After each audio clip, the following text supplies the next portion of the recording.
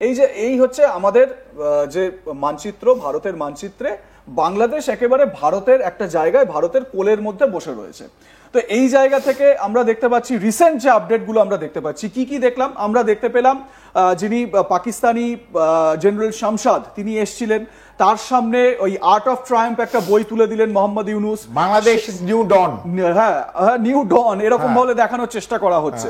মানে তিনি ওই ইসলামিক দেশের এই রিজিয়নের ইসলামিক দেশের মাসিহা বোঝাতে চাইছেন নিজেকে। যাই হোক, সেটা একটা কারণ এই কমপ্লিট এই রাজ্যগুলোকে ঢুকিয়ে নিয়েছে। আমার কথা হচ্ছে যে এই জায়গায় মানে যদি আমরা আর একটু এলাবোরেটলি দেখি ম্যাপটাকে, যদি এই আফগানিস্তান মানে তাজিকিস্তান থেকে আফগানিস্তান, শুধু এই মুহূর্তে যদি আফগানিস্তানের ওপর ভারতের যা প্রভাব, সেই প্রভাব যদি আর একটু বাড়ে, তাহলে বাংলাদেশে কিভাবে আমেরিকার প্রভাবটা কমতে পারে, এই জায়গাটা যদি একটু বিশ্লেষণ করি। দেখুন, আমি আপনাকে আইনি এয়ারফোর্স বেস থেকে যদি আমরা বাগরামে সরা যায়, তাহলে কি হলো, পাকিস্তানের উপর প্রেসার বেড়ে গেল।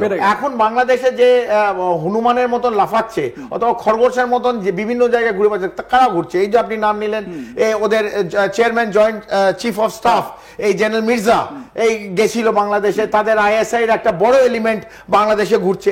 তাদের উদ্দেশ্য কি? এই যে আইএসআই, সিআইএ অথবা এমআইটি মানে টার্কিশ ইন্টেলিজেন্স যারা বাংলাদেশে সারাদিন ঘুরে বেড়াচ্ছে, হঠাৎ এই জিনিস তো আমরা বিগত 20 বছর দেখিনি। তো আপনি যেটা বললেন যে ভারতের কোলে বাংলাদেশ আছে, একদম কারেক্ট।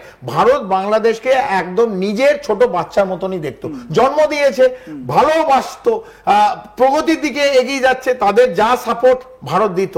কিন্তু এখন সেই বাচ্চাটাই যাকে কোলে করে এতদিন রেখেছিল, তারা বাইরের কিছু লোক এসে, এই মার্কিন যুক্তরাষ্ট্র অথবা পাকিস্তান অথবা তুরস্ক, তারা এসে কাকে, তাদের উদ্দেশ্য যে ভারতকে অশান্ত করা।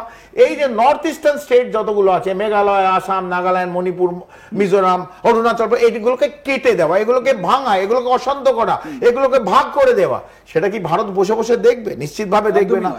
তো ওইদিকে যদি আমরা আমাদের ফোর্সের বাড়াই, আমার এলিমেন্টস বাড়াই, বাগরাম, আফগানিস্তান, পাকিস্তান বাধ্য হবে ওই দিকে কনসেন্ট্রেট করতে। তো আমাদের পশ্চিম সাইডে পাকিস্তানের এলিমেন্ট ওরা ইস্টার্ন সাইডে সরিয়ে নিয়ে যাবে। তো আমাদের ন্যাচারালি ওয়েস্টার্ন সাইড আরো আমাদের জন্য ভালো, পাকিস্তানের ইস্টার্ন সাইড উইক হয়ে যাবে। একইভাবে বাংলাদেশের যে তবলামে করছে, আমি যদি পাকিস্তানের উপর যদি প্রেসার বাড়িয়ে দিই, অটোমেটিক মার্কিন যুক্তরাষ্ট্রকে চিন্তা করতে হবে, কারণ আলটিমেটলি মার্কিন যুক্তরাষ্ট্র সামনে দাঁড়িয়ে কিছু করতে পারবে না। কাঁধটা নেবে কার? গুলি চালাবার জন্য কাঁধ নেবে পাকিস্তানের কাঁধ নেবে অথবা বাংলাদেশের কাঁধ নেবে।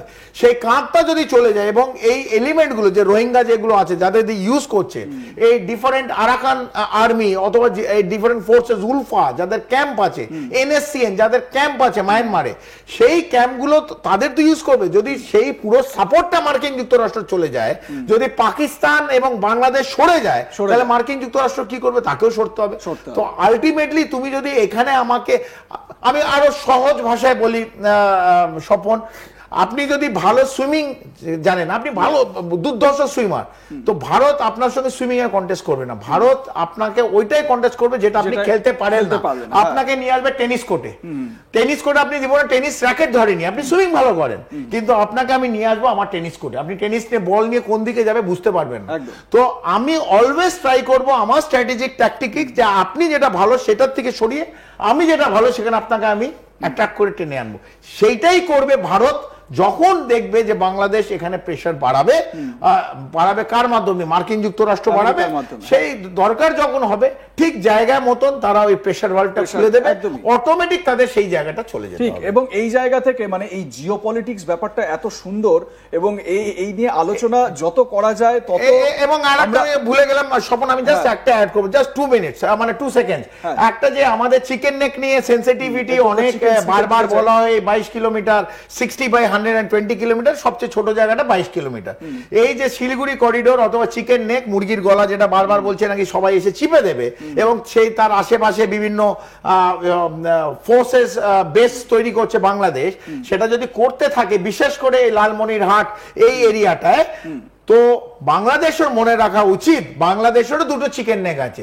সেই দুটো যদি ফেনীর কাছে যদি চিকেন নেক কেটে যায়, বাংলাদেশে দুটো কেটে যায়, বাংলাদেশের কটা জেলা কেটে যাবে বাংলাদেশকেও ভাবতে হবে।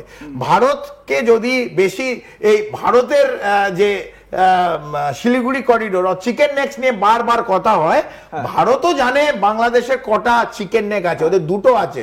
ভারতের জায়গা তো কিছু করতে ভাবতে পারে, কিন্তু ভারত যদি টুটিটা চিপে দেয় বাংলাদেশে এই দুটো জায়গায়, বাংলাদেশের বহু ডিস্ট্রিক্ট বেরিয়ে যাবে।